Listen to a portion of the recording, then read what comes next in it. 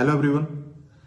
आज हम जिस जजमेंट के बारे में बात करने वाले हैं उस जजमेंट का नाम है R Shashi Rekha versus state of Karnataka and others.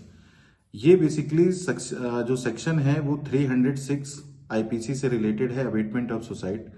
Abetment of suicide में जो सबसे इंपॉर्टेंट चीज है आपको अपने केस को प्रूव करने के लिए, सबसे पहला है नो क्लोज प्रॉक्सिमिटी। पहले चीज जो आपको प्रूव करनी है वो नो क्लोज प्रॉक्सिमिटी है। प्रॉक्सिमिटी का मतलब होता है निकटता।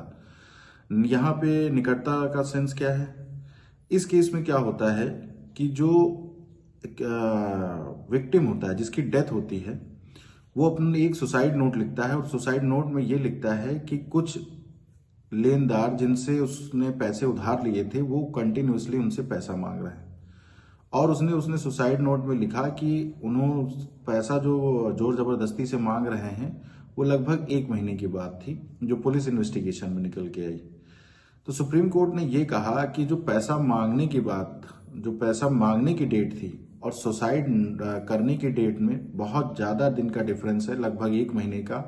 तो इससे आपका अबेटमेंट ऑफ सुसाइड का केस स्टेब्लिश नहीं होता है। दूसरा पॉइंट जो सुप्रीम कोर्ट ने कहा कि कोई भी हरासमेंट या ब्लैकमेल जो है प्रोवोक करने के लिए, सपोज करिए आपको कोई ब्लैकमेल कर रहा है या हरास कर रहा है, वो एक सफिशिएंट रीजन नहीं है जब तक कि वो आपको सुसाइड करने के लिए ना उकसा रहा हो।